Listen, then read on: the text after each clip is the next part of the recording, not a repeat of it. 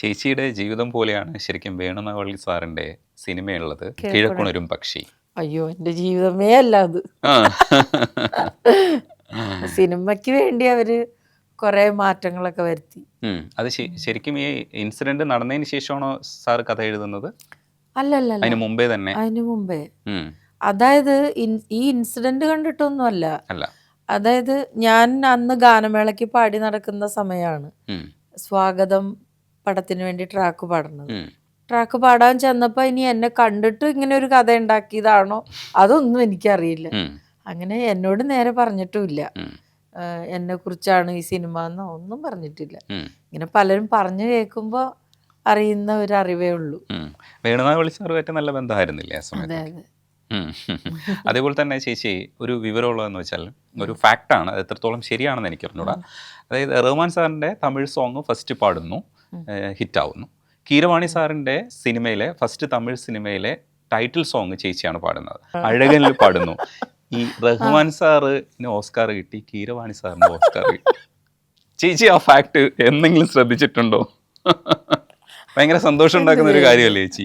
സന്തോഷമുണ്ട്. ചേച്ചി തമിഴ് സിനിമകളിൽ രണ്ടും തുടങ്ങി വെക്കുന്നു, അവർക്ക് രണ്ടുപേർക്കും ഓസ്കാർ കിട്ടും. അവര് കേൾക്കണ്ട. എൻ്റെ വീട്ടിലെ രണ്ടുപേർക്ക് ഓസ്കാർ കിട്ടിയ പോലെ ഞാൻ സന്തോഷിക്കുന്നു. തീർച്ചയായിട്ടും അത്രേ ഉള്ളൂ. അത് വേണം. ചേച്ചിക്ക് റോസ്ലി എന്നുള്ളതാണ് യഥാർത്ഥ പേര്, PJ റോസ്ലി. അതെ. മിനി എന്ന് പറയുന്ന പേര് രാജാ സാറ് മിന്നും കൂടെ ചേർത്ത് തിളക്കമാർന്നത് എന്നുള്ള അർത്ഥത്തിൽ മിൻമിനി ആക്കുന്നു. ചേച്ചിക്ക് കസ്തൂരി എന്ന് പറഞ്ഞ പേരുണ്ട്. ചേച്ചിക്ക് എത്ര പേരാണുള്ളത് ആക്ച്വലി? കസ്തൂരി ആരിട്ടതാ? എന്റെ ദൈവമേ, അതിപ്പോഴും എന്റെ ബുക്കിൽ വരെ കിടക്കുന്നുണ്ട് കസ്തൂരി എന്ന പേര്. അതായത് രാജസാർ ഈ പേര് വെച്ചു, മിന്നും കൂടെ ചേർത്ത് മിൻമിനി എന്ന് പറഞ്ഞു. അപ്പം SA രാജ്കുമാർ എന്ന് പറഞ്ഞൊരു മ്യൂസിക് ഡയറക്ടർ, സാറിന്റെ പടങ്ങൾ ഒരുപാട് ഞാൻ പാട്ടുകൾ പാടിയിട്ടുണ്ട്, ഒത്തിരി പാടിയിട്ടുണ്ട്. എത്രാമത്തെ റെക്കോർഡിംഗ് ആണെന്നൊന്നും എനിക്ക് ഓർമ്മയില്ല. അപ്പൊ സാറ് പാപ്പ മിൻമിനി സരിയില്ലേ, മിൻമിനി വേണ്ട അപ്പാ, നമ്മൾക്ക് ഇവൾക്ക് കസ്തൂരി പേര് വെക്കാം, കസ്തൂരി എന്ന് വെக்கலாம் പേര്, എഴുതുമ്പോ കസ്തൂരിന്ന് എഴുത്, കസ്തൂരിന്ന് എഴുതി. കുറെ നേരം അപ്പച്ചനെ ആലോചിച്ചിട്ട് ഭയങ്കര വിഷമം. സാർ ഓരോ സ്റ്റുഡിയോയിലും ഓരോ പേര് വിളിക്കാൻ വേണ്ടി സാർ ഇങ്ങനെ ആയാൽ ഭയങ്കര കഷ്ടമാണ്. ഓരോ സ്റ്റുഡിയോയിൽ ചെല്ലുമ്പോൾ ഓരോ പേര് ഈ കൊച്ചിന് കൊടുത്താൽ നല്ലതല്ല, മിൻമിനി മതി. പക്ഷെ സാറ് അദ്ദേഹത്തിന്റെ വർക്കുകൾക്കൊക്കെ മിനി എന്നാണ് എൻ്റെ പേര് വെച്ചിട്ടുള്ളതെന്ന് ഷിജോ പറഞ്ഞ് എനിക്ക് അറിയാം. അപ്പൊ അവൻ പറയാറുണ്ട് മിനി എന്നാണ്. ഞാൻ കാസറ്റ് ഒന്നും കാണാറില്ല. പക്ഷെ കസ്തൂരി എന്നുള്ള പേര് നമ്മൾ അക്സെപ്റ്റ് ചെയ്തില്ല. ആൾക്കാർ വേഷം. അതെ, രജനീഷ് അത് കണ്ടുപിടിച്ചില്ല. അതിന്റെ പിന്നിലൊരു ശക്തിയുണ്ട്, ആ ശക്തി പിന്നീട് ഞാൻ പറയാം. ചേച്ചി രാജ്കുമാർ സാറിന് വേണ്ടിയിട്ട് അടി പൂങ്കുയിലെ പോലെ തന്നെ ഓഹോഹോ പൂങ്കുയിലെ എന്ന് പറയുന്ന ഒരു പാട്ടില്ലേ, അത് ഭയങ്കര രസമാണ്. ചേച്ചിക്ക് ഓർമ്മയുണ്ടോ? ഒന്നും മൂളിയാൽ.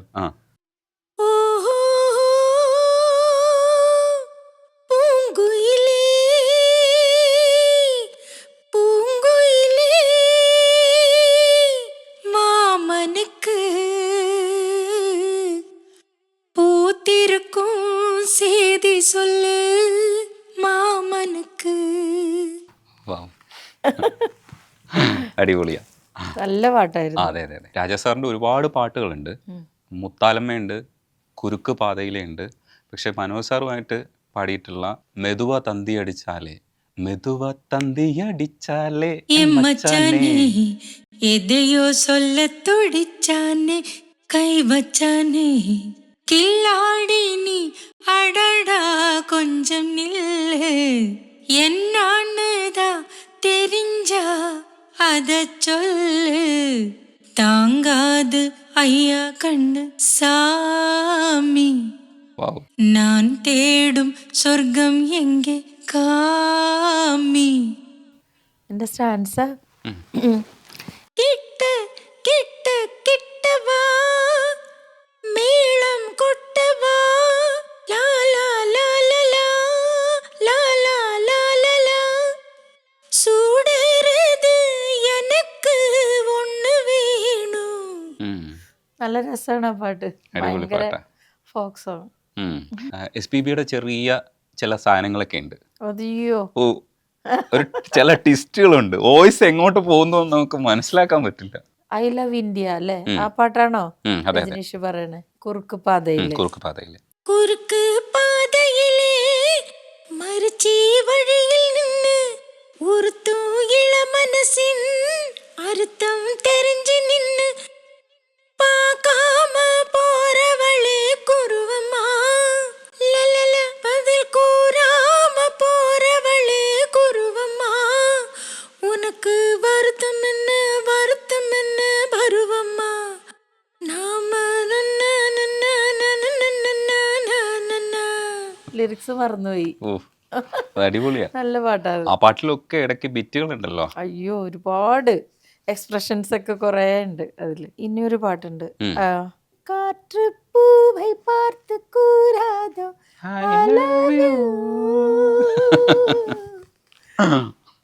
നല്ല രസമുള്ള പാട്ടാണ്. അപ്പൊ ആ പാട്ട് സത്യത്തില് ആശാജി പാടാനിരുന്നതാണ്. എന്താ കാരണം എന്ന് എനിക്കറിയില്ല. അപ്പൊ അവസാനം എന്നെ വിളിച്ചാണ് ആ പാട്ട് പാടിപ്പിച്ചത്, രാജാ സാറിന്റെ. അത് പാടാൻ ചെന്നപ്പോഴാണ് ഞാൻ അറിയണേ ആശാജി പാടാനിരുന്ന പാട്ടാണ്. ആൾക്ക് എന്താന്നറിയില്ല, നന്നായി പാടണം എന്നൊക്കെ പറഞ്ഞു സുന്ദരരാജ് സാറ്. ആശാജി പാടുற മാതിരിയെ പാട് എന്നൊക്കെ പറഞ്ഞ് ഭയങ്കര രസമായിരുന്നു ആ റെക്കോർഡിംഗ് ഒക്കെ. ശരിക്കും റഹ്മാൻ സാർ ഒരിക്കൽ പറഞ്ഞതായിട്ട് ഞാൻ വായിച്ചിട്ടുണ്ട്, ലതാ മങ്കേഷ്കർ, ആശാ ഭോസ്ലെ, ജാനകി അമ്മ മൂന്നും കൂടെ ചേരുന്നതാണ് ശരിക്കും മിൻമിനിയൻ. അടിപൊളിയല്ലേ? ഓ, അവാർഡ്. അതെ, എന്തിനാ അവാർഡ്?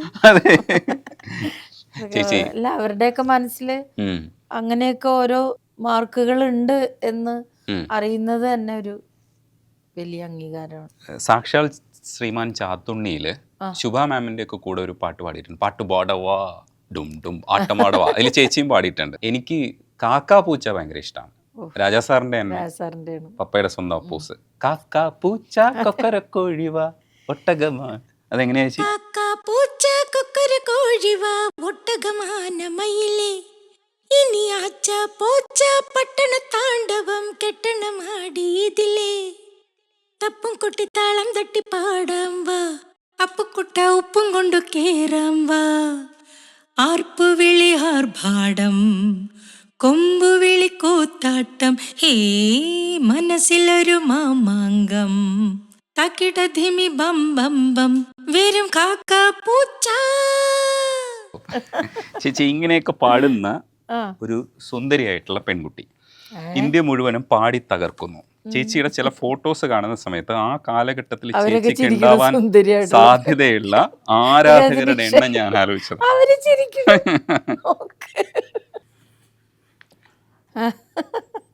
ഈ പെണ്ണിനെ കണ്ടാൽ അത്യാവശ്യം ആൾക്കാരൊക്കെ നോക്കും. ആ കാലഘട്ടത്തിൽ ഇന്ത്യ മുഴുവനും പാടി നടക്കുന്ന ഒരു സുന്ദരിയായിട്ടുള്ള ഒരു പെണ്ണ്. ഒരുപാട് പ്രപ്പോസൽസ് വന്നിട്ടുണ്ടാവും, അതിൽ ഒരുപാട് പ്രമുഖരൊക്കെ ഉണ്ടാവും. ഇപ്പൊ തൽക്കാലം ചേച്ചി പറയണ്ട, പക്ഷെ ആരാധകരെയൊക്കെ എങ്ങനെയാണ് ചേച്ചി നിയന്ത്രിച്ചേ? നമ്മൾ ആരാധകരെ കാണുന്നേ ഇല്ലല്ലോ. ഓ, അന്നത്തെ കാലമായതുകൊണ്ട് വാട്സപ്പും ഈ ഇൻസ്റ്റയൊന്നും ഇല്ലാത്തതുകൊണ്ട്. പക്ഷെ നേരിട്ട് ഒരുപാട് പേര് പറഞ്ഞിട്ടുണ്ടാവും. കത്തുകളൊക്കെ ഉണ്ടായിരുന്നു, ഒരുപാട് കത്തുകൾ വരുമായിരുന്നു. അപ്പച്ചനെ ഞാൻ ചേച്ചിയും ജാൻ ചേച്ചിയും കൂടി ഇരുന്ന് വായിക്കും. അങ്ങനെ മറുപടികളൊന്നും അയച്ചിട്ടില്ല കത്തുകൾക്കൊന്നും. ഇപ്പോഴത്തെ ഈ സംവിധാനങ്ങളൊന്നും അന്നില്ലല്ലോ. നമുക്ക് ഉടനെ റിപ്ലൈ കൊടുക്കുക എന്നൊന്നും അന്നില്ലാത്തൊരു കാര്യമല്ലേ. പിന്നെ ഈ വരുന്ന കത്തുകൾ 1-2 കത്താണെങ്കിൽ നമുക്ക് എഴുതാം. എണ്ണം കൂടുമ്പോൾ നമുക്ക് മറുപടി കൊടുക്കാൻ, നമ്മളത് വായിക്കും, സന്തോഷിക്കും എന്നല്ലാതെ.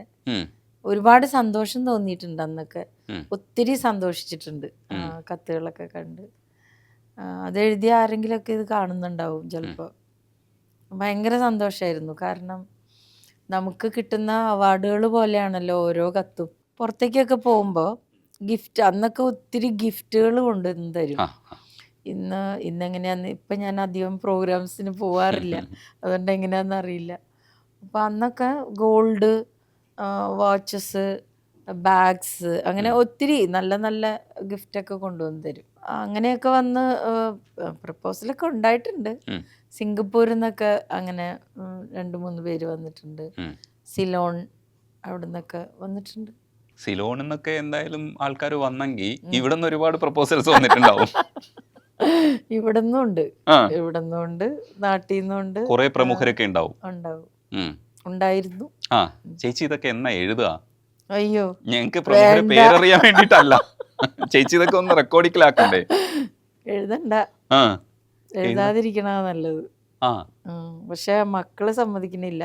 ആ പിന്നെ ഷിജോ പറയപ്പോഴും ചേച്ചി എഴുതണം. അതെ അതെ, എഴുതാം, എന്ന് എഴുതും. പ്രപ്പോസലിന്റെ കാര്യം അല്ലെങ്കിലും ഉം. ഞാൻ വന്ന വഴികള് അത്ര എളുപ്പ വഴികളായിരുന്നില്ല. അല്ല, ചിലരൊക്കെ മനസ്സിലാക്കുന്നത് ഇപ്പോൾ ചേച്ചിയുടെ ഒരു 180 കഴിഞ്ഞുള്ള പാട്ട്, കൃത്യമായിട്ട് 182 എന്ന് വേണമെങ്കിൽ തൽക്കാലം കണക്ക് കൂട്ടാം. 182ാമത്തെ പാട്ടാണ് ചിന്ന ചിന്ന ആശയ. എന്നിട്ട് ചേച്ചി ചിലരൊക്കെ മനസ്സിലാക്കുന്നത് ചേച്ചിയുടെ ആദ്യത്തെ പാട്ട് ചിന്ന ചിന്ന ആശയം എന്നാണ്. അതിനു മുമ്പ് ചേച്ചി പാടി തകർത്ത് കഴിഞ്ഞു, എന്നിട്ടാണ് ചിന്ന ചിന്ന ആശയം റോജ പാടും. ഞാനൊരു 10,000 പാട്ടുകൾക്ക് മേലെ നാട്ടിൽ പാടിയതിന്, സിനിമയല്ല, non filmy songs, devotional, Christian devotional, Hindu devotional, മാപ്പിളപ്പാട്ടുകള്, ഭജൻസ്, ഡ്രാമ സോങ്സ്, അങ്ങനെ കുറേ റെക്കോർഡിങ്സ് പാടിയിട്ടുണ്ട്. അത് ഞാൻ പറഞ്ഞില്ലേ, 84 തുടങ്ങി ഞാൻ സ്റ്റുഡിയോയിലാണ്. 91 വരെ, 91 ജാനുവരി ഇവിടുന്ന് ഞാൻ പോകുന്നതിൻ്റെ തലേ ദിവസം വരെ ഞാൻ സ്റ്റുഡിയോയിലാണ് ഫുൾ ടൈം.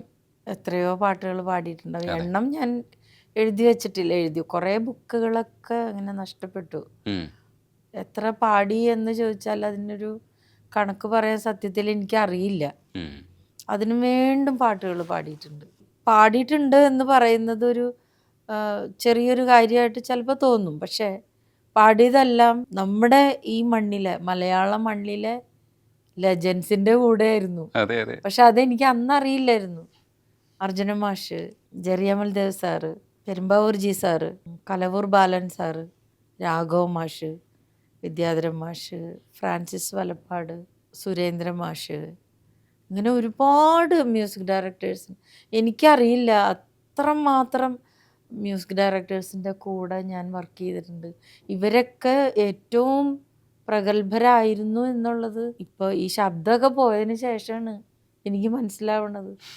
സത്യം, എനിക്കറിയില്ലായിരുന്നു ഇവരൊക്കെ ഇത്രയും മഹാന്മാരാണ് എന്നുള്ളത്. ചിന്ന ചിന്ന ആശയം ഒന്ന് പാടുക ചേച്ചി. மல்லிகை பூவாய் மாறிவிட ஆசை, தென்றலை கண்டு மாலையிட ஆசை, மேகங்களை எல்லாம் தொட்டுவிட ஆசை, சோகங்களை எல்லாம் விட்டுவிட ஆசை, கார்குழலில் உலகை கட்டிவிட ஆசை, சின்ன சின்ன ஆசை, சிறகடிக்கும் ஆசை, முத்து முத்து ஆசை, முடிந்து வைத்த ஆசை. ചേച്ചി ശബ്ദം നഷ്ടപ്പെട്ടതിന് ശേഷവും റഹ്മാൻ സാറ് പാട്ട് പാടിക്കാൻ ശ്രമിച്ചിട്ടുണ്ട്. അത്തരമൊരു അനുഭവം ചേച്ചി പറഞ്ഞു. പാടുന്നില്ല എന്ന് പറഞ്ഞപ്പോൾ ഹലോ പറഞ്ഞത് എങ്ങനെയാണ്, ആ ശബ്ദം ഉണ്ടെങ്കിൽ പിന്നെ പാടിക്കൂടെ എന്ന് ചോദിച്ചു. സാങ്കേതികമായി കൂടെ റഹ്മാൻ സാറ് കുറച്ചുകൂടെ മുൻപോട്ട് പോയത് കൊണ്ടാണ് അന്ന് അത് പാടിപ്പിക്കാനൊക്കെ കഴിഞ്ഞത്, അല്ലെങ്കിൽ പറയിപ്പിച്ച് പാട്ടായിട്ട് എടുക്കാൻ കഴിഞ്ഞത്. അതിന് ട്രൈ ചെയ്യുന്ന സമയത്ത് ചേച്ചി, റഹ്മാൻ സാർ ശരിക്കും ബുദ്ധിമുട്ടിയായിരിക്കാം ഒരു പക്ഷേ അത് കൈകാര്യം ചെയ്തത്. കാരണം ഇത്രയും നല്ലൊരു സിംഗറിനെ ഈ രീതിയിൽ കൈകാര്യം ചെയ്യേണ്ടി വരുന്നത് ഒരു ബുദ്ധിമുട്ടായി തോന്നിയേക്കാം. എങ്ങനെയായിരുന്നു? എനിക്കറിയില്ല. ഞാൻ അവിടെ വിഷമിച്ച് നിന്ന് പാടി, അത്ര എനിക്കറിയുള്ളൂ. മറുഭാഗത്ത് എന്ത് നടക്കണു എന്നുള്ളത് നമുക്കറിയില്ല. നമുക്ക് ജസ്റ്റ് ഗ്ലാസിന്റെ ഉള്ളിൽ ഇങ്ങനെ കാണാം. എനിക്കൊട്ടും ടെൻഷൻ തന്നിട്ടേ ഇല്ല സാറ്. ഭാരതിരാജ സാർ ഉണ്ടായിരുന്നു അന്ന് പാടിക്കൊണ്ടിരിക്കുമ്പോ. സാറ് ഭയങ്കര വിഷമായി സാറിന്. ഞാൻ ഈസി ആയിട്ട് പാടുന്നത് കണ്ടിട്ടുള്ള ആളാണല്ലോ. അപ്പോൾ പാടി കഴിഞ്ഞപ്പോൾ സാരമില്ല, നീ വിഷമിക്കണ്ട, ശരിയാകും, എന്ത് പറ്റി നിനക്ക് എന്ന് എന്നോട് വന്ന്, എന്നാച്ചുമ്മ ഉനക്ക്, ഏൻ കുരൽ ഇപ്പിടി ആച്ച് ഉനക്ക് എന്ന് ചോദിച്ചിട്ട് കുറേ വിഷമിച്ച് സാറന്ന്. എന്തു പറയാനാ. ഞാൻ വെറുതെ നോക്കി നിന്നു, അത്രേ ഉള്ളൂ. ഈ വാർത്തകളെ കുറിച്ച് പറയുമ്പോൾ ചേച്ചി അന്ന് എത്രത്തോളം ശ്രദ്ധിക്കുമായിരുന്നു എന്ന് എനിക്ക് അറിഞ്ഞൂടാ. ചേച്ചിക്ക് ഈ ഫോട്ടോ എന്താണെന്ന് ഓർമ്മയുണ്ടോ? ഇതൊന്ന് പറയുമോ ചേച്ചി? ഇത് ഇത് ഏതിൻ്റെ? ഇത് ചിന്ന ചിന്നാസി പാടിയതിന് ശേഷം, ഈ റോജ റിലീസാകുന്നതിന് മുൻപുള്ള ഒരു ഫോട്ടോ എടുക്കാൻ വരണം എന്ന് പറഞ്ഞിട്ട് വിളിച്ചിട്ട് ഫോട്ടോയ്ക്ക് വേണ്ടി ചെന്നതാണ്. സുജാത ആ ചേച്ചിയും വിളിച്ചു ചേച്ചി വരുത്തി. ഉണ്ടായിരുന്നു, സുജാ ചേച്ചി ഉണ്ടായിരുന്നു. അടിപൊളി. ഉം. അപ്പോൾ ഫോട്ടോയ്ക്ക് വേണ്ടി തന്നെ ചെയ്തതാണ്. അതെ, അത് മാഗസീനിന്റെ ഫോട്ടോയ്ക്ക് ആ വേണ്ടിയിട്ടാണ്. മാഗസിന് വേണ്ടി. അന്ന് പലതരത്തിലുള്ള റൈറ്റപ്സ് ഇങ്ങനെ വന്നുകൊണ്ടേയിരുന്നു അതെ, ചേച്ചിയെ ഇത് കുറിച്ച്. ദുബായ് ഷോ ആണ്. ആ ദുബായ് ബാലുങ്കളുടെ കൂടെ. ആ തമിഴിലൊക്കെ ഒത്തിരി വാരികകളുണ്ട്. ഉം. ഇപ്പോൾ കുമുദം എല്ലാ വാരികകളിലും ചേച്ചിയെക്കുറിച്ചുള്ള റൈറ്റപ്സ് വന്നിട്ടുണ്ട്. ഉം. നിങ്ങൾ ഇവിടുത്തെ ഗായികമാരെ കുറിച്ച്, സുജാത ചേച്ചി, മിൻ ചേച്ചി, ഉവ്വ്. അങ്ങനെ മലയാളികളായിട്ടുള്ള ഗായകർ അവിടെ പോയിട്ട് ഉം. തെന്നിന്ത്യ മുഴുവൻ ആ, കീഴടക്കുന്നതിനെ മലയാളികളാണല്ലോ കുറിച്ച്. അവിടെ. അതെ. അതിനെക്കുറിച്ചൊക്കെയുള്ള വാർത്തകൾ വന്നിട്ടുണ്ട്. ഉം. അതേ സമയത്ത് തന്നെ ഇപ്പോൾ ചേച്ചി ചിന്ന ചിന്ന ആശ പാടിയതിന് ശേഷം മലയാളത്തിൽ തുടർച്ചയായിട്ട് പാടുന്നുണ്ടായിരുന്നു. ഉം. പക്ഷെ മലയാളത്തിൽ ആ സമയത്ത് ചേച്ചി എങ്ങനെയാണ് ഉപയോഗിച്ചതെന്നാണ് ചേച്ചി മനസ്സിലാക്കണം. കൂടുതൽ പാട്ടുകൾക്ക് വേണ്ടിയിട്ട് ഉപയോഗിച്ചിട്ടുണ്ടായിരുന്നോ? അതേ ചേച്ചിക്ക് തിരക്കായി പോയതുകൊണ്ട് ഉപയോഗിക്കാതെ പോയതാണോ? ഇതൊന്നും എനിക്കറിയില്ല രജനീഷേ. ഞാൻ ഇതിനെക്കുറിച്ചൊന്നും ചിന്തിക്കാറില്ല. ഉം. ഞാൻ വെറുതെ പറയണതല്ല അത്. എൻ്റെ ചിന്തകളൊന്നും ആ വഴിക്കൊന്നും നീങ്ങാറേ ഇല്ല. ഉം. ഉം. എന്നെ വിളിച്ചാൽ ഞാൻ പോയി പാടും. ഞാൻ പറഞ്ഞില്ലേ, ഇപ്പോൾ റെക്കോർഡിംഗ് ഇല്ല എങ്കിലും എനിക്ക് വേറെ തരത്തിലുള്ള തിരക്കുകളുണ്ട്. ഉം. പ്രോഗ്രാംസിൻ്റെ തിരക്കുകൾ, ഫോറിൻ ടൂറുകൾ. അന്ന് അങ്ങനെയായിരുന്നു. എത്രാമത്തെ പാസ്പോർട്ടാന്ന് എനിക്കറിയില്ല ഇപ്പോഴത്തെ. ഉം. അത്രമാത്രം ഞാൻ യാത്ര ചെയ്തിട്ടുണ്ട്. ഉം. അപ്പോൾ ഈ 24 വയസ്സിനുള്ളിൽ ഈ 3 വർഷം ഞാൻ എത്ര പ്രാവശ്യം ട്രാവൽ ചെയ്തെന്ന് നോക്കി പറയേണ്ടി വരും. അത്രമാത്രം ഷോസ് ഉണ്ടായിരുന്നു ആ സമയത്ത്. ഉം. ജോയ് ചേട്ടനെ കുറിച്ച്, ജോയ് മാത്യു കീബോർഡിസ്റ്റ് ആണ്. പുള്ളിയെ കണ്ടുമുട്ടിയതും ഇഷ്ടപ്പെട്ടതാണോ, അല്ലാതെ നേരിട്ട് സ്ട്രൈറ്റ് മാരേജ് ആയിരുന്നു? ഞാൻ ചേട്ടനെ കാണുന്നത് 87-ലാണ്. ഉം. ഉം. കാണുന്നതെന്ന് പറഞ്ഞാൽ ഞങ്ങളുടെ ഒരു ചെറിയ ഓർക്കസ്ട്ര ആലുവയിലുണ്ടായിരുന്നു. ഉം. ഓർക്കസ്ട്രയുടെ ഓണർ ഡേവിഡാണ് ഡ്രംസ് ഉം. പ്ലേ ചെയ്യണ. ഡേവിഡ് ഭയങ്കര മിടുക്കനാണ്. എന്ന് വെച്ചാൽ ഒരുപാട് ആർട്ടിസ്റ്റുകളെ പൊക്കിക്കൊണ്ടുവന്ന ആളാണ് ഉം. ഡേവിഡ് അവിടെ ഒരു കുഞ്ഞ് ഓർക്കസ്ട്ര തുടങ്ങി. അപ്പോൾ അതിൽ വായിക്കാൻ വേണ്ടിയിട്ട് ചേട്ടൻ വന്നത്. ഉം. അപ്പോൾ ചേട്ടൻ്റെ അപ്പച്ചൻ ഭയങ്കര പാട്ട് ഇഷ്ടമുള്ള ആളാണ്. ചേട്ടൻ വരുമ്പോൾ ചേട്ടൻ്റെ അപ്പച്ചനും ഉണ്ടാവും. ഉം. ഉം. ഉം. അങ്ങനെ എൻ്റെ അപ്പച്ചനുമായിട്ട് ഭയങ്കര ക്ലോസ് ആയി. ഞങ്ങൾ പ്രോഗ്രാമിന് മുമ്പ് യാത്ര ചെയ്യുമല്ലോ. ഇപ്പോൾ ഇന്ന് ഇവിടെ റിഹേഴ്സൽ കഴിഞ്ഞിട്ട് സ്റ്റേജ് ചിലപ്പോൾ ഒരു 4 മണിക്കൂർ ദൂരത്തുള്ള ഏതെങ്കിലും ഒരു സ്റ്റേജ് ആയിരിക്കും. അപ്പോൾ അത്രയും സമയം നമുക്ക് ചിലവഴിക്കാനുണ്ടല്ലോ. അപ്പം ഞങ്ങളൊക്കെ ഇങ്ങനെ വർത്താനം ഒരു ഫാമിലി പോലെയാണ് ഉം. ആ ഗ്രൂപ്പ്. അപ്പം അങ്ങനെ ഞങ്ങൾ വർഷങ്ങളോളമുള്ള പരിചയമുണ്ട്. പക്ഷേ ഞങ്ങളുടെ വീട്ടിൽ ആങ്ങളമാരില്ല എനിക്ക്. ഉം. അപ്പം ഞാനും എൻ്റെ ചേച്ചിയും ഈ ഓർക്കസ്ട്രയിൽ പാടുന്നുണ്ട്. അപ്പോൾ ചേച്ചി ഞാനും ഉണ്ടാവും, അപ്പച്ചനുണ്ടാവും. അവിടുത്തെ അപ്പച്ചനും ചേട്ടനും ഉണ്ടാവും. അതുപോലെ കുറേ ആർട്ടിസ്റ്റുകളുണ്ട്. അപ്പം ഞങ്ങൾ എല്ലാവരും ഒരു ഫാമിലി പോലെയാണ്. ഉം. അതിൽ എന്താ പറയുക, പ്രേമമോ അതൊന്നുമില്ല. ഭയങ്കര നല്ല ഒരു ഫ്രണ്ട്ഷിപ്പിൻ്റെ ഒരു പവർ ആ ഓർക്കസ്ട്രയ്ക്ക് ഉണ്ടായിരുന്നു. ഉം. ഞങ്ങളിപ്പോഴും അങ്ങനെ തന്നെയാണ്. അവരെല്ലാവരും ഞങ്ങളുമായിട്ട് കണക്ഷൻ ഉണ്ട് ഇപ്പോഴും. ഉം. അപ്പം അങ്ങനെ കുറേ നാൾ കഴിഞ്ഞു. ഞാൻ ചെന്നൈക്ക് പോകുന്നതിന് ശേഷം എൻ്റെ അപ്പച്ചന് ഞാൻ പറഞ്ഞില്ലേ ഹാർട്ട് പേഷ്യൻ്റായി. അപ്പോൾ ഫസ്റ്റ് അറ്റാക്ക് വന്ന സമയത്ത് ഇവിടെ നിന്ന് ചേട്ടൻ്റെ അപ്പച്ചൻ കാണാൻ വന്നു. അപ്പച്ചൻ ICUലായിരിക്കുമ്പോൾ ഉം. അന്ന് ICUയിൽ വെച്ചാണ് ഞങ്ങളുടെ കല്യാണം നിശ്ചയിക്കുന്നത്. ഓ, അടിപൊളി. ഞാനും ചേട്ടനും ഇത് അറിഞ്ഞിട്ടേ ഇല്ല. അപ്പം ഞങ്ങൾ എങ്ങനെയാന്ന് വെച്ചാൽ തൃശ്ശൂർ സൈഡിൽ ഞാനും ചേച്ചിയും പ്രോഗ്രാമിന് പോയാൽ ഞങ്ങളുടെ വീട് ആലുവയിലാണല്ലോ. അപ്പോൾ തൃശ്ശൂരിൽ നിന്ന് ആലുവ വരെ വരാൻ, അല്ലെങ്കിൽ ആ പരിസരത്ത് കൊരട്ടി പരിസരത്തൊക്കെയാണ്, കൊരട്ടിയിലാണ് ചേട്ടൻ്റെ വീട്. അവിടെയൊക്കെ പ്രോഗ്രാം ആണെങ്കിൽ ഞങ്ങൾ രാത്രി ചേട്ടൻ്റെ വീട്ടിലാണ് ഉറങ്ങുക. അപ്പോൾ അമ്മച്ചി ഞങ്ങൾ ചെല്ലണമെന്ന് നോക്കിയിരിക്കും. നല്ല ഫുഡൊക്കെ ഉണ്ടാക്കി തരും അവിടുത്തെ അമ്മച്ചി, ചേട്ടൻ്റെ അമ്മച്ചി. അപ്പം ഞങ്ങൾ അവിടെ കിടന്നു, ഞാനും ചേച്ചി അവിടെ ഉറങ്ങും. പിറ്റേ ദിവസം രാവിലെ ഞങ്ങളെ ചേട്ടനോ അല്ലെങ്കിൽ ചേട്ടൻ്റെ ബ്രദറോ ആരെങ്കിലും ഞങ്ങളെ കൊണ്ടുവന്ന് വീട്ടിലാക്കും. അങ്ങനെ അത്രയും അറ്റാച്ച്ഡ് ആയിരുന്നു ആ ഫാമിലിയായിട്ട്.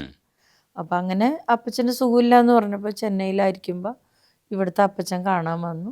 ICUയിൽ വെച്ച് അപ്പച്ചിക്ക് വിഷമം എൻ്റെ കാര്യം വരുമ്പോൾ ആരും ഉണ്ടാവില്ലല്ലോ, ബ്രദേഴ്സ് ഒന്നും ഇല്ലല്ലോ എനിക്ക്. അപ്പോൾ അപ്പച്ചനാണ്, എൻ്റെ അപ്പച്ചനാണ് ചേട്ടൻ്റെ അപ്പച്ചനോട് ആഗ്രഹം പറഞ്ഞത്, ഇങ്ങനെ ജോയ് മോനെ കൊണ്ട് മോളുടെ കല്യാണം നടത്താൻ എനിക്ക് താല്പര്യമുണ്ടെന്ന് പറഞ്ഞപ്പോൾ അപ്പച്ചൻ ഓക്കെ പറഞ്ഞു. അടിപൊളി. അതിനുശേഷമാണ് ഞങ്ങൾ അറിയുന്നത്. അങ്ങനെയാണ് ഞങ്ങളുടെ കല്യാണം നടന്നത്. പിന്നെ ഉറപ്പിച്ചത് 91-ലാണ്. പക്ഷെ 91-ന് ശേഷം ലവ് ആയിരുന്നു. 95 കല്യാണം വരെ ഭയങ്കര പ്രേമിച്ച് നടന്നു. അടിപൊളി. അപ്പോൾ പ്രേമിച്ച് നടന്നതിൻ്റെ ഒരു ഹാപ്പിനെസ്സിൽ നമുക്കൊരു പാട്ട് വെക്കാം. തുളസി കൃഷ്ണ തുളസി, ചേച്ചിയുടെ വേറെ ലെവൽ പാട്ട്. തുളസി എന്ന് പറഞ്ഞിട്ടൊരു വോക്ക് പോവും. ചേച്ചിക്ക് പാടാൻ പറ്റും ഇപ്പോൾ? അത്ര പെർഫെക്ഷനിൽ പാടാൻ ബുദ്ധിമുട്ട്. ചേച്ചി ഉള്ള പെർഫെക്ഷൻ മതി.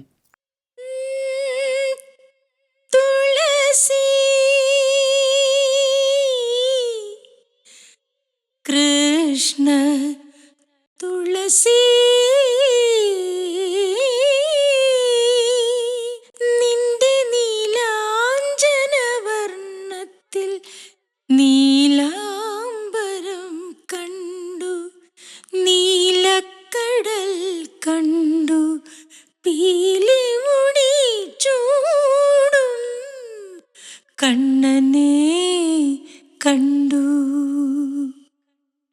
ചേച്ചി ആ കാലഘട്ടത്തിൽ പോപ്പുലർ ആക്കിയ സോങ്ങുകളിൽ ഒന്നായിരുന്നു അത് ചേച്ചി. അതേപോലെ തന്നെ ചേച്ചി സൗപർണികാമൃത വീജികൾ പാടും. രവീന്ദ്രൻ മാഷിന്റെ, ജയകുമാർ സാറിന്റെ അസാധ്യമായ വരികൾ ചേച്ചിക്ക് പാടാൻ ഭാഗ്യം കിട്ടി എന്നുള്ളത് അതൊരു അസാധ്യ പാട്ടാണല്ലേ. ഈ പാട്ടുകളൊക്കെ നമ്മൾ പറയുമ്പോഴും അത് എവിടെയോ ഒന്ന് വേറിട്ട് നിൽക്കുന്നതായിട്ട് നമുക്കൊരു ഫീൽ വരും. സൗപർണികാമൃത വേണുനാഗവള്ളി സിനിമയായിരുന്നല്ലോ കിഴക്കോട്ട് പക്ഷി. അതുകൊണ്ടാണോ ശരിക്കും പാട്ട് വന്നത്? എങ്ങനെയാണ് പാട്ട് വന്നത്? അറിയില്ല. ഞാൻ പിന്നാമ്പുറ കഥകൾ ഒന്നും എനിക്കറിയില്ല. ഞാൻ അറിഞ്ഞ ഒരു കാര്യം, ഈ പാട്ട് ആദ്യമായിട്ട് തന്നെ പാടാൻ വിളിച്ചപ്പോൾ രവീന്ദ്രൻ മാഷ് വിളിക്കുമ്പോൾ എനിക്ക് രവീന്ദ്രൻ മാഷാണെന്ന് അറിഞ്ഞപ്പോൾ തുടങ്ങിയ പനിയാണോ എന്ന് എനിക്ക് ഓർമ്മയില്ല സത്യത്തിൽ. എൻ്റെ പൊന്നെ ഭയങ്കര പനിയായിരുന്നു. ഞാൻ ചെല്ലുമ്പോൾ എനിക്ക് ഒട്ടും വയ്യ പാടാൻ. നിറച്ച ഓർക്കസ്ട്രയും. മാഷിനെ കണ്ടോടുകൂടി ഒന്നുകൂടി കൈയും കാലും വരച്ചു. മാഷിനെ ഇങ്ങനെ നോക്കണം നമ്മള്, അത്രയും ഭയങ്കര വലിയൊരു മനുഷ്യനല്ലേ. ആദ്യമായിട്ടാണ് മാഷിനെ ഞാൻ കാണുന്നത്. അപ്പോൾ ഞാൻ പാടി, ഒട്ടും നന്നായിട്ട് പാടിയില്ല, ഭയങ്കര മോശമായിട്ട് പാടി വെച്ചു. ദാസേട്ടൻ ഇത് കേട്ടിട്ട് ഇതാരാന്ന് ചോദിച്ചപ്പോൾ ഇതാണ് ദാസേട്ടൻ പറഞ്ഞു, മിനി ആണ് ഈ പാടണത്. ഏയ് മിനി ഇതല്ല, ഇങ്ങനെയല്ല പാടണത്. മിനീനെ രണ്ടാമത് വിളിച്ച് പാടിക്കുന്നത് അവൾക്ക് സുഖമില്ലാണ്ട് പാടിയേക്കണമെന്ന് തോന്നണം എന്നൊക്കെ പറഞ്ഞു. അങ്ങനെ തന്നെ രണ്ടാമത് മാഷ് വിളിപ്പിച്ച് കുറേ തമാശയൊക്കെ പറഞ്ഞ്, ഇത് ഞാൻ പല പ്രാവശ്യം ഇത് പറഞ്ഞിട്ടുള്ളതാണ്, എന്നെ ചിരിപ്പിച്ച് എന്നിട്ട് ടെൻഷനൊക്കെ മാറ്റിയിട്ടാണ് ഇതെന്നെ കൊണ്ട് പാടിച്ചത്. ഈ വിവരം തന്നെ ഞാൻ അറിയണത് മാഷ് മരിച്ചതിന് ശേഷം. അതായത് എൻ്റെ ടെൻഷൻ കളയാൻ ഇങ്ങനെയൊക്കെ മാഷ് ചെയ്തു, അതിനു മുമ്പ് ദാസേട്ടൻ ഇത് കേട്ടു, ഇങ്ങനെയൊക്കെ ഈ സംഭവങ്ങളൊന്നും ഞാൻ അറിഞ്ഞിട്ടില്ല. ഞാൻ ഒരു ദിവസം നമ്മുടെ ചെന്നൈയിൽ നിന്ന് നാട്ടിലേക്ക് ഷിഫ്റ്റായി കുറേ നാൾ കഴിഞ്ഞ് മാഷ് മരിച്ചു പോയതിന് ശേഷം ഏഷ്യാനെറ്റാണെന്ന് തോന്നുന്നു. അപ്പോൾ ബിജു നാരായണൻ്റെ അടുത്ത് മാഷ് പറയാണ് ഈ സംഭവം, ഞാൻ ഈ പാട്ട് പാടിയ, എന്നെ ഈ പാട്ട് പാടിക്കാനുള്ള സംഭവത്തെക്കുറിച്ച് മാഷ് പറയുമ്പോൾ മാഷില്ല. ഞാനത് കാണുമ്പോൾ അയ്യോ അതൊരു വല്ലാത്തൊരു അറിവായിപ്പോയി. എന്നുവെച്ചാല് മാഷ് എന്നെ, ഞാനൊരു തുടക്കക്കാരിയല്ലേ, അത്രയും വലിയൊരു പാട്ട് എന്നെ കൊണ്ട് പാടിക്കേണ്ട ഒരു കാര്യമില്ല ശരിക്കും. മാഷിൻ്റെ എത്രയോ ഗായകരുണ്ട് അല്ലേ, പക്ഷെ ആ ദാസേട്ടൻ പറഞ്ഞതുകൊണ്ട് ആ വാക്കിനെ മാനിച്ച് മാത്രം എന്നെ പാടിപ്പിച്ചതാണ് സൗപർണികാമൃതം. അത് എനിക്ക് ഭയങ്കര ഒരു ഞെട്ടലായിപ്പോയി. എന്നുവെച്ചാൽ എൻ്റെ പാട്ടിനെ ഇത്രയും അവർ കരുതിയല്ലോ എന്നോർത്തൊരു, അത് മനസ്സിന് വല്ലാത്തൊരു സുഖമാണോ വേദനയാണോ എന്താന്ന് പറയാൻ എനിക്കറിയില്ല. ചേച്ചി 3 ചേച്ചിമാർ ഉണ്ട് ചേച്ചിക്ക് അല്ലേ? 3 പേരും അത്യാവശ്യം പാട്ടൊക്കെ പാടുന്നവരായിരുന്നു, നന്നായി പാടുന്നത്. ജാൻസി ചേച്ചി സിനിമയിൽ പാടിയിട്ടില്ല ഒത്തിരി പാട്ട്. ജാൻസി ചേച്ചി ഒത്തിരി അല്ല, ചേച്ചി ഭയങ്കര പേടിക്കാരിയാണ്. രാജാ സാറിൻ്റെ അടുത്ത് തന്നെ വോയിസ് ടെസ്റ്റിന് ചേച്ചിനെ വിളിച്ചിട്ട് പാടണില്ല, എന്ന് വെച്ചാൽ ചേച്ചിക്ക് അറിയാം ഇവരൊക്കെ എത്രത്തോളം വലിയ മഹാന്മാരാണ് എന്നുള്ളത് അറിയാം. അതുകൊണ്ട് ആൾക്ക് ഇത്തിരി വിവരം ഉള്ളത് കൊണ്ട് പേടി കൂടും. നമുക്ക് വിവരമില്ലല്ലോ, അറിഞ്ഞൂടല്ലോ, അതുകൊണ്ട് കുഴപ്പമില്ല, പേടിക്കാനില്ല. അതാണ് പേടിയില്ലാത്തത്. അപ്പൊ ചേച്ചീനെ അങ്ങനെ രാജ സാറ് വോയിസ് ടെസ്റ്റിന് വിളിച്ചിട്ടൊന്നും ചേച്ചിക്ക് പറ്റണില്ല. ഭയങ്കര പേടിയാ. വീട്ടില് അപ്പൻ പാടുമായിരുന്നു നാടക ഗാനങ്ങള്? അപ്പച്ചനും അമ്മച്ചിയും പാടുമായിരുന്നു. അപ്പച്ചന്റെ ഫാമിലിയില് ഒരുപാട് മ്യൂസിഷ്യൻസ് ഉണ്ട്. അമ്മച്ചിയുടെ ബ്രദേഴ്സ് എല്ലാം പാടും, ബ്രദേഴ്സിന്റെ മക്കളെല്ലാം പാടും. ഞങ്ങള് ഗെറ്റ് ടുഗദർ വെച്ചാല് വീട്ടില് എന്തെങ്കിലുമൊക്കെ ഒരു ആവശ്യത്തിന് വന്നു കഴിഞ്ഞാല് ഒരു 10-60 പേരുണ്ടാവും. പാടാൻ തന്നെ എല്ലാവരും പാടും. പക്ഷെ അമ്മയുടെ നിർബന്ധത്തിന് വഴങ്ങിയാണ് ചേച്ചി ക്ലാസിക്കൽ മ്യൂസിക് അഭ്യസിക്കാൻ പോയത്, അങ്ങനെയാണ് കേട്ടത്. ഞാനോ? ഇല്ല, അപ്പച്ചൻ്റെയാണ്. അപ്പച്ചനാണ് അതിന്റെ സ്ട്രോങ് പില്ലർ, കൂടെ വരുന്നതും. അമ്മച്ചി അങ്ങനെ ഒരു അഭിപ്രായങ്ങളും പറയാത്ത ഒരു അമ്മച്ചിയായിരുന്നു. ഒരു പാവ അമ്മച്ചി, ഒരു വിശുദ്ധ. ഞങ്ങളുടെ അപ്പച്ചൻ പറയും അമ്മച്ചീനെ ഞാൻ പഠിപ്പിച്ചിട്ടുള്ള തിന്മകളല്ലാതെ അതിലൊരുപാട് അർത്ഥമുണ്ട്. അതെ അതെ അതെ. നിങ്ങളുടെ അമ്മച്ചിക്ക് യാതൊരു തിന്മകളും ഇല്ല, രൂപക്കൂട് പണിത് അതിൽ വെക്കാന്ന്.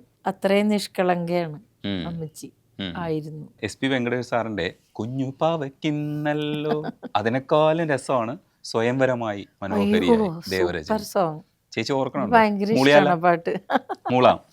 മൂളി നോക്കാം.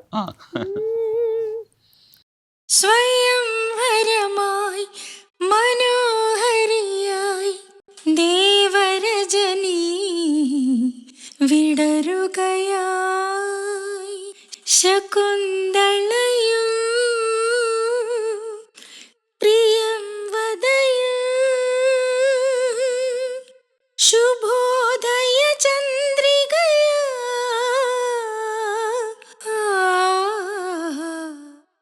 കുളിരേകി. വേറെ ലെവൽ മ്യൂസിക് ആണ് നമ്മള് വ്യത്യസ്തന്നൊക്കെ പറയില്ലേ. അതേപോലെ ജോൺസൺ മാഷിന്റെ വെള്ളിത്തിങ്കൾ നമ്മൾ പറഞ്ഞു പോയെങ്കിലും അതിനെക്കുറിച്ചുള്ള വിശേഷം പറഞ്ഞില്ല. ശരിക്കും ഗിരീഷേട്ടന്റെ അസാധ്യമായ എഴുത്തിൽ ഒന്നായിട്ട് ഞാൻ വിശ്വസിക്കുന്ന ഒരു പാട്ടാണ്. അതൊരു ഇറോട്ടിക് സോങ് കൂടെയാണ് ചേച്ചി. കിടിലം പാട്ടാണ്. വെള്ളിത്തിങ്കൾ എങ്ങനെയുണ്ടായെന്ന് പറയൂ ചേച്ചി. അയ്യോ, അത് ദാസേട്ടൻ പാടി വെച്ചതിന് ശേഷമാണെന്ന് തോന്നുന്നു ഞാൻ പാടിയത്. അത് വോയിസ് മിക്സിംഗ് ആയിരുന്നു. SPB സാറിന്റെ സ്റ്റുഡിയോയില്, കോതണ്ടപാണി സ്റ്റുഡിയോ. ഇപ്പൊ ആ സ്റ്റുഡിയോ ഒന്നും ഇല്ല. വെള്ളിത്തിങ്കൾ പൂങ്കിണ്ണം തുള്ളിത്തോവും ഉള്ളിനുള്ളിൽ താലോലം താളം തേടും കാണാപ്പൂം ചെപ്പിലേ തെങ്കാശി കുങ്കുമം എള്ളോളം നുള്ളി നോക്കവേ. ഭയങ്കര രസമാണല്ലേ. നല്ല പാട്ടാണ്. നല്ല പാട്ടാണ്, നല്ല വരിയാണ്. ആ പടവുമായിട്ട് ഭയങ്കര സിങ്ക് ആയിട്ടുള്ള എഴുത്താണ് ഗിരീഷേട്ടന്റെ. അതുപോലെ അതിൽ വേറൊരു പാട്ടുണ്ട്. ഒരു സനം ഓടി വന്ന സേര് കൗണ്ടറുടെ പിറന്നാൾ വരുമ്പോ പാടുന്നു.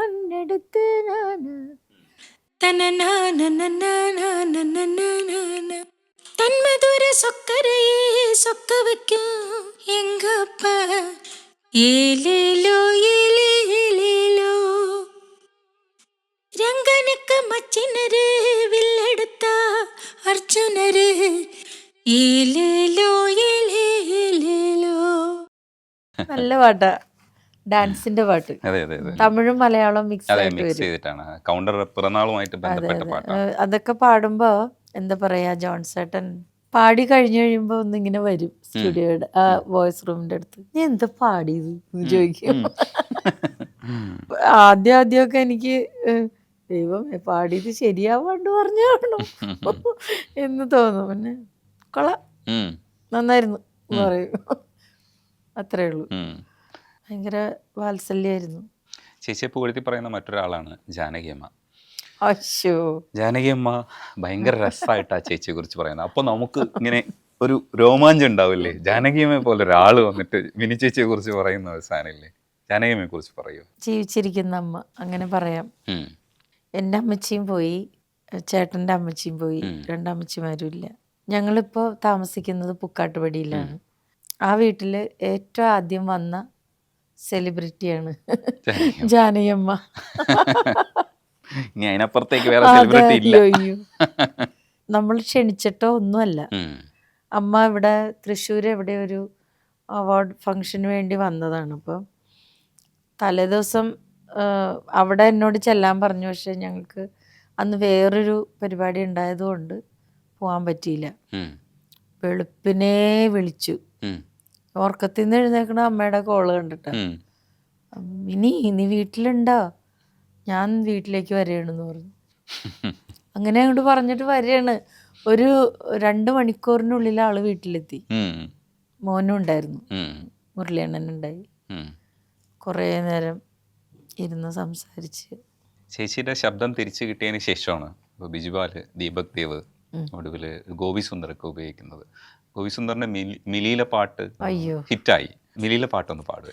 കൺമണിയേ കൺമണിയേ പാട്ടുമൂളുകില്ലേ,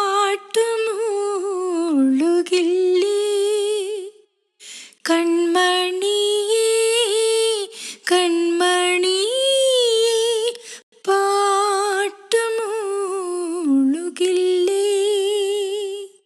കൺമുന്നിൽ കാണുന്ന ദേവാംശമല്ലേ, നോവിൽ തലോടാനായി നിൻ സ്നേഹമില്ലേ, കണ്ണിൻ കണ്ണായി എന്നും നീ കൺമണിയേ. ചേച്ചിയുടെ ബർത്ത്ഡേ എത്രാമത്തതാണെന്ന് എനിക്കറിഞ്ഞൂടാ. ആഘോഷിക്കുന്ന സമയത്ത് അയ്യോ, ഇവരെല്ലാവരും വന്നിട്ട് ചേച്ചിയുടെ ആശംസകൾ പറയുന്നുണ്ടായിരുന്നു. അത് കാണുമ്പോൾ എനിക്ക് ഭയങ്കര സന്തോഷം തോന്നി. ഈ കാലഘട്ടത്തിലും ചേച്ചി എക്സിസ്റ്റ് ചെയ്യുന്നുണ്ട്, ചേച്ചി പാട്ട് പാടുന്നുണ്ട് എന്നുള്ളത് ഭയങ്കര രസമുള്ളൊരു പരിപാടിയാണ്. 94 ശരിക്കും ഫീൽഡിൽ നിന്ന്. പിന്നെ ഭൂതക്കണ്ണാടി ഫിലിമിന് വേണ്ടി പാടി. അങ്ങനെ ജോൺസേട്ടൻ്റെ പാട്ടുകൾ 4-5 എണ്ണം അങ്ങനെ ഇടയ്ക്കിടയ്ക്ക് പാടി. പിന്നെ പാടിയിട്ടേയില്ല. അത് ഇങ്ങനെ നിർബന്ധിച്ച് വിളിക്കുന്നത് കൊണ്ട് പോയി പാടുന്നതാണ്. എന്നുവെച്ചാൽ നമ്മളെ ക്ഷമയോടെ ഇരുന്ന് റെക്കോർഡ് ചെയ്യാൻ ഉള്ള ഒരു മാനസികാവസ്ഥയുള്ള ആളാണ് ജോൺസേട്ടൻ. അതും റഹ്മാൻ സാറും അങ്ങനെ തന്നെ. അപ്പോൾ അവർ രണ്ടുപേരും വിളിച്ചാൽ നോ പറയില്ല, അങ്ങനെ പോവും. പിന്നെ അതിനുശേഷം കുറേ നാളിന് ശേഷം പിന്നെ പാടിയത് മെജോയുടെ പാട്ടാണ്, എൻട്രി. അതിൻ്റെ കൂടെ തന്നെ മെജോയുടെ 2 തെലുങ്ക് പാട്ടുകളും പാടി. ഇടയ്ക്ക് ഡിവോഷണൽസ് ഒക്കെ പാടുന്നുണ്ടായിരുന്നു. പിന്നെ ദീപു വിളിച്ചപ്പോഴാണ് പാടിയത് നീലാക്കുടമേ. അത് ഹിറ്റായിരുന്നു. കുഞ്ചാക്കോ ബോബൻ്റെ. പിന്നെ അതിന് ശേഷമാണ് മിലി പാടിക്കുന്നത്. മിലി പാടിയതിന് ശേഷം ബിജിപാൽ വിളിച്ചത്. അവരെല്ലാവരും വന്നിട്ടുണ്ടായിരുന്നു ബർത്ത്ഡേ ഫംഗ്ഷന്. ഞാൻ അറിഞ്ഞേയില്ല. ഞാൻ ഷീജ എന്നെ വിളിച്ച് പറഞ്ഞു, ചേച്ചിയുടെ ബർത്ത്ഡേ അല്ലേ, അപ്പം നമുക്ക് കുഴിമന്തി കഴിക്കാം, ചേച്ചി പിള്ളേരും ചേച്ചി എല്ലാവരും വരണം എന്ന് പറഞ്ഞ് ഞങ്ങളങ്ങനെ പോവാറുണ്ട്. അങ്ങനെ അപ്പം വീട്ടിൽ നല്ല തമാശകളായിരുന്നു അന്നൊക്കെ. എന്നുവെച്ചാൽ ഇവർക്കെല്ലാവർക്കും അറിയാം, എനിക്ക് മാത്രം അറിയില്ലല്ലോ. അപ്പം ഇവർ ഡ്രസ്സൊക്കെ ചൂസ് ചെയ്യുമ്പോൾ ഭയങ്കര ഡ്രസ്സുകൾ. ഞാൻ ഈ മന്തി കഴിക്കാൻ കുഴിമന്തി കഴിക്കാൻ ഇത്രയും നല്ല ഡ്രസ്സ് എന്തിനാ എന്നൊക്കെ ഞാൻ പിള്ളേരോട് സാരമില്ല ഇരിക്കട്ടെ. അപ്പൊ ചേട്ടൻ കോട്ട് എടുത്തിട്ട് വന്നിട്ട് അലൻ്റെ അടുത്ത്, അലൻ ഈ കോട്ട് മതിയോ? ഞാനിപ്പോ അവൻ്റെ അടുത്ത് മന്തി കഴിക്കാനാ കോട്ട്. അങ്ങനെ കുറെ തമാശ ഉണ്ടായി വീട്ടില്. അതൊക്കെ കഴിഞ്ഞാണ് ഇവിടെ എത്തിയത്. അയ്യോ ഭയങ്കര എനിക്ക് എത്ര നാൾ ഓർമ്മ ഉണ്ടാവോ അത്രയും നാള് അതെനിക്ക് മറക്കാൻ പറ്റില്ല.